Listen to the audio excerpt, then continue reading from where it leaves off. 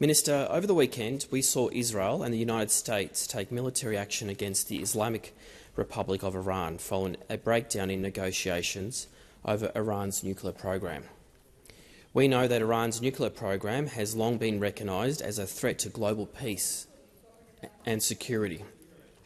What has the Australian government's response been to these events? Thank you to Senator Ciccone for his question, and I thank him for his advocacy on behalf of the Australian-Iranian community, particularly in his state of Victoria. Australia stands with the brave people of Iran, and we, along with the international community, have long called for the regime to uphold the human rights and fundamental freedoms of its citizens. Instead, the regime initiated a brutal crackdown, killing thousands of its own citizens. Australians will also recall Iran directed at least 2 appalling attacks targeting Australia's Jewish community on our soil in 2024. In response, Australia took the unprecedented step of expelling Iran's ambassador and suspending operations at our embassy in Tehran and listing the IRGC as a state sponsor of terrorism. This government, the Albanese government, has taken stronger action on Iran than any previous Australian government, with sanctions on more than 200 Iranian-linked individuals, including more than 100 linked to the IRGC.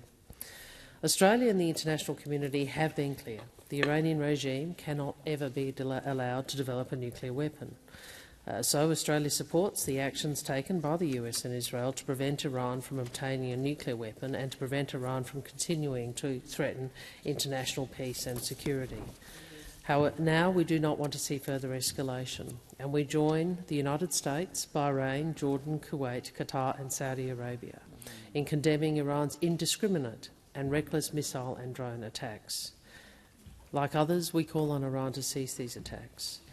We also continue to urge all parties to uphold international humanitarian law, including the protection of civilians and civilian infrastructure, and ultimately the resumption of dialogue and diplomacy. And we are clear the Iranian people must be allowed to determine their future. Minister, thank you for your comments. I know the Iranian community back home really appreciate the work that you and the government have done to date. In response to the military strikes conducted by the US and Israel, the Islamic Iranian regime has launched reprisal attacks across the region, as we have seen on our TV screens, including in the United Arab Emirates. Airspace has been closed around the Middle East and many Australians are now stuck at regional hubs. What is the Australian government doing to support those Australians in the region? The Albanese government will continue to do all we can to support Australians, providing up-to-date information while airspace remains closed, recognising there are limits on what we can do in this security environment. We have activated the Crisis Centre and officials are working literally around the clock to support Australians.